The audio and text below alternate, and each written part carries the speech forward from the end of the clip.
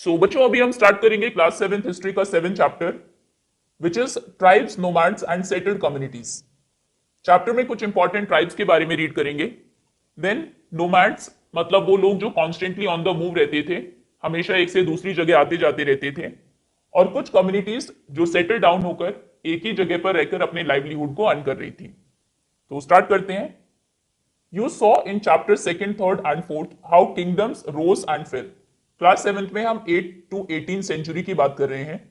तो इन 10 सेंचुरीज में कैसे कुछ किंगडम्स राइज हुए, कैसे फॉल हुआ, उनका अंत हुआ, ये हमने देखा चैप्टर 2nd, 3rd और 4th में। Even as this was happening, और जब ये सब हो रहा था, new arts, crafts and production activities flourished in towns and villages.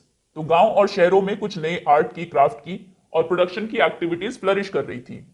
Over the centuries, important political, social and economic developments had taken place. इन कुछ सेंचुरीज में कुछ इंपॉर्टेंट चेंजेस हुए, डेवलपमेंट हुए पॉलिटिकल, सोशल और इकोनॉमिक फ्रंट पर। लेकिन social changes was not the same everywhere. जो social changes थे वो हर जगह एक जैसे नहीं थे, because different kinds of societies evolve differently. अलग अलग तरीके की सोसाइटीज अलग अलग तरीकों से इवॉल्व हुई है।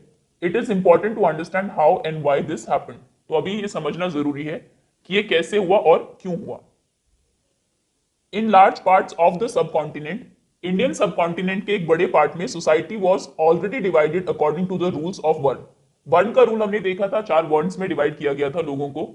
सबसे पहले थे Brahmin, then Kshatriya and Vaishya and Shudra. तो इसमें पहले से ही सोसाइटी डिवाइडेड थी। These rules as prescribed by the Brahmins, और ये रूल्स इन्होंने प्रिस्क्राइब किए थे ब्राह्मण्स ने, were accepted by the rulers of large kingdoms. बड़े बड़े किंगडम के रूलर्स ने भी इनको एक्सेप्ट किया as it is. The difference between the high and low and between the rich and poor increased. So जब रूलर्स खुद इनको मानने लगे, उससे जो हाई कास्ट लो कास्ट के बीच के लोगों का डिफरेंस था, गरीब और अमीर का डिफरेंस था, वो और ज्यादा इंक्रीज होता गया। Under the Delhi sultans and the Mughals, this hierarchy between social classes grew further. और हम देखेंगे कि दिल्ली सल्तनत के अंदर और मुगल्स के अंदर ये जो हायरार्की है, ये और ज्यादा इंक्रीज होगी, ग्रो करेगी। Now first is beyond big cities, tribal societies. बड़े बड़े शहरों के बियॉन्ड जो ट्राइबल सोसाइटीज जहां पर रहती थी, मोस्टली जंगल्स में, फॉरेस्ट में रहती थी। There were however other kinds of societies as well. दूसरी तरह की सोसाइटीज भी थी। Many societies in the subcontinent did not follow the social rules and rituals prescribed by the Brahmans. Brahmans ने जो रिचुअल्स और सोशल रूल्स को प्रिस्क्राइब किया था, कई सोसाइटीज उनको नहीं मानती थी। Nor were they divided into numerous unequal classes, ना ही वो इस तरीके की किसी अनइक्वल क्लासेस में डिवाइडेड थी। Such societies are often called tribes, और इन्हें हम कहते थे ट्राइब्स। ट्राइब्स में जो लोग थे, ये किनशिप के रूल में बिलीव करते थे कि सभी लोग इक्वल है, बाय ब्लड वो एक दूसरे से रिलेटेड है, कोई भी हाई क्लास या लोअर क्लास का नहीं है। Members of each tribe were united by kinship bonds. Kinship bond में क्या होता है कि सभी लोग जो एक ट्राइब के हैं वो ये मानते हैं कि उनके ग्रेट ग्रेट ग्रेट ग्रैंडफादर्स जो थे वो सेम ही थे और वो सभी आपस में रिलेटेड है। तो ट्राइब में लोग इस तरीके से यूनाइटेड थे। बहुत सारी ट्राइब्स थी जो ऑब्टेन करती थी उनके लाइवलीहुड को एग्रीकल्चर से, खेती वो करते थे। कुछ हंटर गैदरर्स भी थे, कुछ हर्डर्स भी थे, जानवर पालते थे।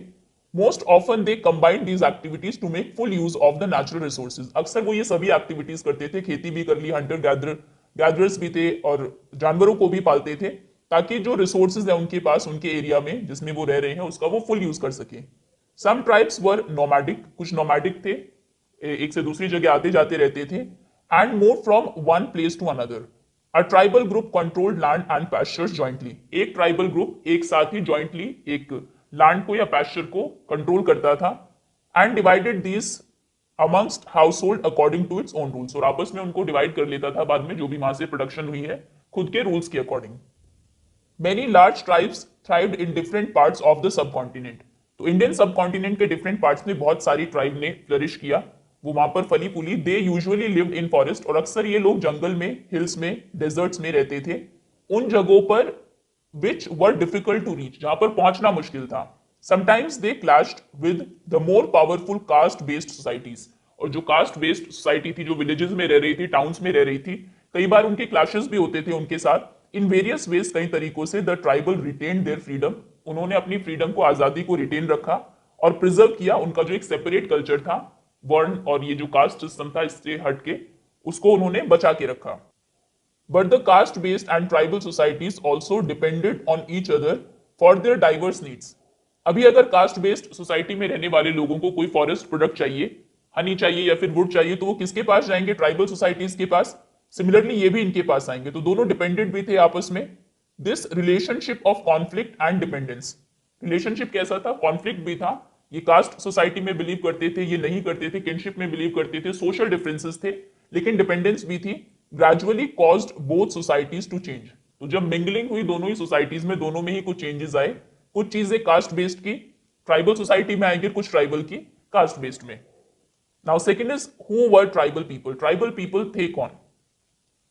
Contemporary historians and travellers give very scanty information about tribes. आज के जो हिस्टोरियंस है, ट्रैवलर्स हैं, वो बहुत कम इंफॉर्मेशन देते हैं ट्राइब्स के बारे में।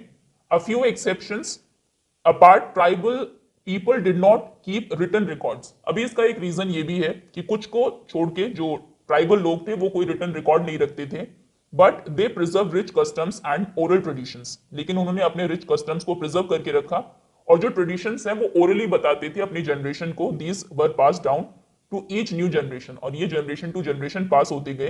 Present day historians have started using such oral traditions to write tribal histories. और आज के जो हिस्टोरियंस हैं उन्होंने इसी ओरल ट्रेडिशन को यूज करके आज की जो उस टाइम की जो ट्राइबल हिस्ट्री है उसको लिखा है। Tribal people were found in almost every region of the subcontinent. Indian subcontinent के हर रीजन में ट्राइबल लोग मिलते थे। The area and influence of a tribe varied at different point of time. कितना एरिया इनके control में होगा, ये कितने इन्फ्लुएंशियल है, ये टाइम टू टाइम वैरी करेगा, चेंज होता रहेगा। Some powerful tribes controlled large territories. कुछ बहुत पावरफुल ट्राइब्स भी थी जिन्होंने लार्ज टेरिटरीज को कंट्रोल किया। कुछ एग्जांपल्स आपको यहां पर दिए हैं, जैसे कि पंजाब में the Khokhar tribe was very influential during the 13th and 14th century. Khokhar tribe Punjab में बहुत इन्फ्लुएंशियल थी 13th और 14th सेंचुरी में। बाद में Gakhar became more important. Punjab में गखर ज्यादा इंपॉर्टेंट हो गई, खोखर से Gakhar. Their chief Kamal Khan Gakhar was made a noble mansabdar by emperor Akbar. इनके जो चीफ थे गखर ट्राइब के, उनको अकबर ने अपने यहाँ पर एक मनसबदार भी बनाया था। इन मुल्तान एंड सिंध, मुल्तान और सिंध में the Langahs and Arghuns dominated extensive regions before they were subdued by the Mughals. Mughal ने जब इनको सबड्यू किया, हराया, इनको पावर को थोड़ा कम किया, उससे पहले बहुत डोमिनेट ये कर रहे थे एक एक्सटेंसिव रीजन को। The Balochis were another large and powerful tribe in the north west. यहां पर आपको गिवन भी है, अभी रीड किए, गखर, खोखर एंड जंजूहा, ये है लंगार्स, अरगुन, ये बलोचिस प्रेजेंट डे पाकिस्तान के बलूचिस्तान में। ओके, आगे देखते हैं next. They were divided into many smaller clans under different chiefs. So ये हम बात कर रहे हैं बलोचिस की। बलूचिस बहुत सारे छोटे छोटे क्लान्स में डिवाइडेड थे जिनके चीफ्स सरदार अलग थे। क्लान क्या होता है? Clan is a group of families or households claiming descent from a common ancestor. कुछ फैमिलीज का या फिर हाउस होल्ड्स, घरों का ग्रुप जो ये मानते हैं कि उनके एंसेस्टर्स, पूर्वज एक ही थे। Tribal organization is often based on kinship और क्लान लॉयल्टीज। ट्राइबल ऑर्गेनाइजेशन या तो किनशिप में बिलीव करते थे या फिर वो क्लान लॉयल्टीज पर बेस्ड थे। In the western Himalaya lived the shepherd tribe of Gaddis. Western Himalaya में शेफर्ड ट्राइब, जो भेड़ बकरियां पालते होंगे, वो रहते थे, जिनको गद्दीज कहा गया है। The distant north eastern part of the subcontinent too was entirely dominated by tribes. और जो नॉर्थ ईस्टर्न पार्ट है उसमें भी बहुत सारी ट्राइब्स रहती थी, जैसे नागाज, अहोम्स और मेनी अदर्स। ये देखिए, ये है नागाज, अहोम्स, देन काचरिस, खासीस, कोच। सो ये है कुछ नॉर्थ ईस्टर्न ट्राइब्स, और इससे पहले हमने देखा नॉर्थ वेस्ट की tribes. Next, in many areas of present day Bihar and Jharkhand. अभी जहां प्रेजेंट डे में बिहार और झारखंड है, उसके बहुत सारे एरियाज में Chero chiefdoms has emerged by the 12th century. 12th century 1100 and something तक चेरोस वहां पर इमर्ज होना शुरू हुए। ये है चेरोस, और भी है साथ में, जैसे Mundas, Santhals and Oraons. Now Raja Mansingh, Akbar's famous general, attacked and defeated the Cheros in 1591. 1591 में राजा मानसिंह के एक जनरल थे, फेमस जनरल, जिन्होंने चेरोस को डिफीट किया, हराया। A large amount of booty was taken from them. बहुत सारे पैसे, माल भी उनसे लिया गया, but they were not entirely subdued. लेकिन पूरे तरीके से अभी वो मुगल्स के अंडर में नहीं थे। Under Aurangzeb, Mughal forces captured many Chero fortresses and subjugated the tribe. अभी ये हमने अकबर की बात की, इसके बाद औरंगजेब के बीच में दो एम्परर्स ऑलरेडी जा चुके हैं, जहांगीर और Shahjahan.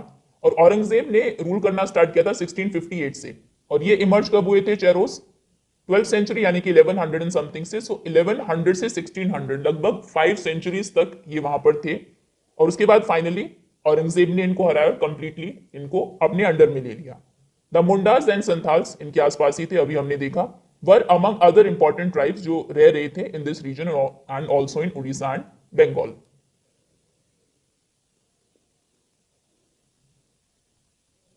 The Maharashtra highlands and Karnataka were home of Kolis, Berards and numerous others. Maharashtra के जो हाईलैंड्स थे, पठार थे वहां पर, और कर्नाटका के रीजन में जो कुछ इंपॉर्टेंट ट्राइब्स थी, कोलिस, बेरार्ड्स और बाकी दूसरी अभी देखेंगे। Kolis also lived in many areas of Gujarat. Kolis Gujarat के भी कई एरियाज में रहे हैं। फर्दर साउथ, उसके बाद और साउथ में अगर हम आए तो there were large tribe population of Koragas, Vetars, Maravars and many others. So south में ये मारवाड़, बेतार्स एंड बादागस, और ये महाराष्ट्र के हाईलैंड्स और कर्नाटका में कोराग्स, बेराड्स एंड काटकारीज, कोलीस, भील्स, भील यहां पर भी थे, एंड कोलीस जैसा कि बताया गया कि ये इन्होंने गुजरात में भी ये रहे, ये जाके बसे, and this is जैटवास।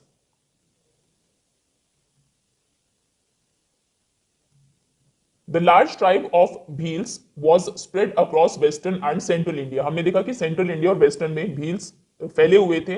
By the late 16th century, 1550 के 70-80 के around, many of them had become settled agriculturalists. उनमें से बहुत सारे लोग एक जगह पर सेटल होकर एग्रीकल्चर, खेती करने लगे, एंड सम इवन जमींदार्स, कुछ जमींदार्स भी बन गए। Many Bhil clans nevertheless remained hunter gatherers. लेकिन बहुत सारे भील क्लान्स अभी भी हंटर गैदरर्स ही रहे।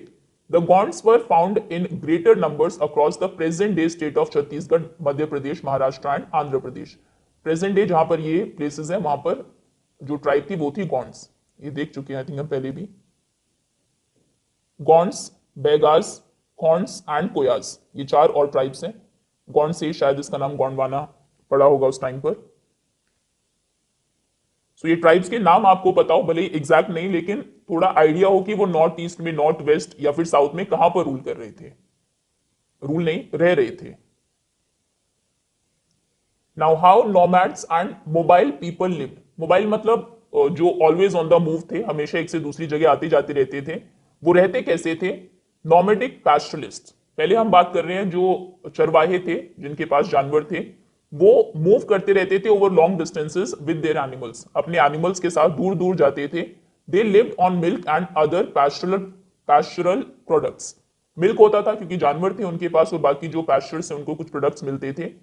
दे also exchange wool, ghee etcetera, जो एनिमल प्रोडक्ट्स हैं उनको वो एक्सचेंज कर लेते थे विद सेटल्ड एग्रीकल्चरलिस्ट। उनसे ग्रेन ले लिए, क्लोथ ले लिए, यूटेंसिल एंड अदर प्रोडक्ट्स। मतलब उस टाइम पर बार्टर सिस्टम चलता था, जो इनके पास है उससे दूसरी चीजें एक्सचेंज कर ली। एक पिक्चर भी यहां पर आपको दी है, Bhil hunting deer by night, figure 2। ये भील्स हैं जो रात में हंटिंग कर रहे हैं।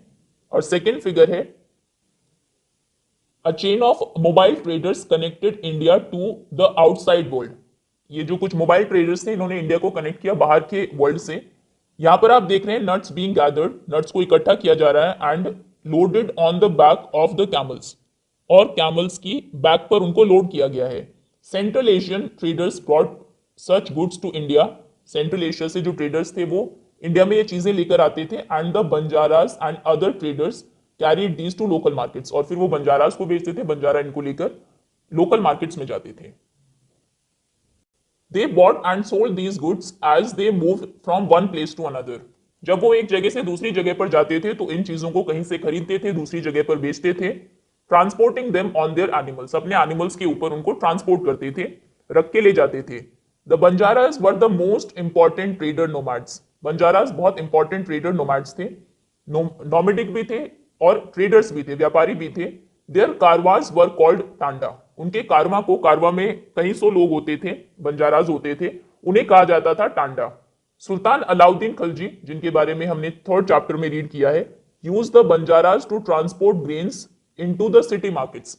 अभी जहां पर सिटीज हैं उसके आसपास जरूरी नहीं है कि एग्रीकल्चर लैंड हो, वहीं पर ही प्रोडक्शन हो रहा हो, प्रोडक्शन कहीं दूर होता था विलेजेस में, वहां से उन ग्रेन को सिटी मार्केट्स तक लाने के लिए अलाउद्दीन खिलजी ने यूज किया इन बंजारास को।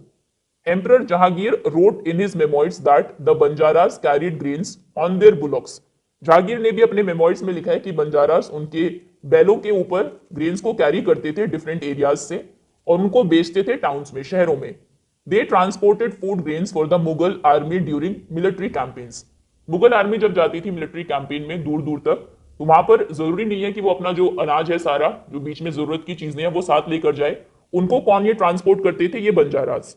With a large army there could be 1 lakh bullock carrying grains. तो लार्ज आर्मी के लिए कम से कम 1 लाख इनके बुलॉक्स होते थे, बैल होते थे, जो ग्रेन को कैरी करते थे। The Banjaras. Peter Mundy, an English trader who came to India during the early 17th century, has described the Banjaras. एक इंग्लिश ट्रेडर थे पीटर मंडी, उन्होंने कैसे डिस्क्राइब किया है बंजारास को? In the morning we met a tanda of Banjaras. Banjara के कारवा से ये मिले सुबह विद 14,000 ऑक्सन। उनके पास 14,000 ऑक्सन बैल थे। They were all laden with grain such as wheat and rice. और वो पूरे लदे हुए थे व्हीट और राइस से। These Banjaras carry their household, wives and children along with them. पूरा घर इनका इनके साथ ही होता था, इनके वाइफ, बच्चे। One tanda consists of many families. एक टांडा में, कारवा में बहुत सारी फैमिलीज थी। Their way of life is similar to that of carriers who continuously travel from place to place. और इनकी लाइफ भी बिल्कुल वैसी ही थी, नॉमेडिक की थी, एक से दूसरी जगह वो जाते रहते थे। They own their oxen. इनके पास खुद के बैल और गायें होते थे। They are sometimes hired by merchants. कई बार कुछ मर्चेंट्स, व्यापारी इनको हायर कर लेते थे। But most commonly they are themselves merchants. लेकिन अक्सर वो खुद ही व्यापारी होते थे, खुद ही मर्चेंट्स होते थे। They buy grain where it is cheaply available and carry it to places where it is dearer. ये वहां से चीजें खरीदते थे जहां पर वो आसानी से अवेलेबल है, सस्ती है, और जहां पर महंगी है वहां पर जाकर उसको बेचते थे। देन फ्रॉम देयर, फिर वहां से they again reload their oxen with anything that can be profitably sold in other places. वहां से फिर से अपने बैलों के ऊपर वो सामान लाद लेते थे जो कहीं दूसरी जगह पर प्रॉफिट में वो बेच सके। In a tanda there may be as many as 600 to 700 persons. एक टांडा में 600 से 700 लोग हो सकते थे। They do not travel more than 6 to 7 miles a day. 6 से 7 मील ही चलते थे एक दिन में। That too in a cold weather, वो भी जब वेदर, मौसम अच्छा हो, ठंडा हो। आफ्टर अनलोडिंग देयर ऑक्सन, उसके बाद बैलों से सामान अनलोड करते थे। दे टर्न देम फ्री, उनको फ्री छोड़ देते थे ताकि वो ग्रेज करे, चरे। As there is enough land there, क्योंकि आसपास जमीन बहुत होती थी। And no one there to forbid them, और वहां पर उनको रोकने वाला भी, बैलों को रोकने वाला भी कोई नहीं था। ये एक पिक्चर दी है, ब्रॉन्ज का क्रोकोडाइल है, जो बनाया है कुटिया कोंड ट्राइब ने, उड़ीसा की। Now many pastoral tribes Rudyard and sold animals. बहुत सारी जो पैस्टोरल ट्राइब्स थी वो एनिमल को रियर भी करती थी, पालती भी थी और उनको बेचती भी थी। Such as cattle and horses to the prosperous people. जो अमीर लोग थे उनको कैटल, भैंस, बकरियां, गायें और हॉर्स, घोड़े, वो बेचा करती थी। Different caste of petty peddlers also travel from villages to villages. Petty peddlers जो थे, थोड़ी थोड़ी दूर जाकर जो सामान बेचते हैं, वो भी एक से दूसरे गांव में ट्रैवल करते थे। They made and sold wares such as ropes, वो जैसे कि रस्सियां बेचते थे, रीड्स की बनी हुई चीजें, स्ट्रॉ मैटिंग, चटाइयां, एंड कोर्स सैक्स, जो बोरियां होती है वो। समटाइम्स मेंडिकेंट्स, मेंडिकेंट्स बोलते हैं जो भीख मांगने वाले होते हैं, एक्टेड एज वैंडरिंग मर्चेंट्स। कहीं भी वो भी कई बार मर्चेंट की तरह काम करते थे, क्योंकि वो एक से दूसरी जगह जाते थे भीख मांगने, तो हो सकता है लोग कोई अपना सामान देते हो कि भाई उसको वहां पर पहुंचा देना। There were caste of entertainers who performed in different towns and villages for their livelihood. कुछ एंटरटेनर्स भी थे जो कॉन्स्टेंटली ऑन द मूव रहते थे, अलग अलग गांव में परफॉर्म करते थे लाइवलीहुड को अर्न करने के लिए। Okay, so that's all for now. Next जो टॉपिक है, changing society, new caste and hierarchies, इसको हम कवर करेंगे सेकेंड पार्ट में।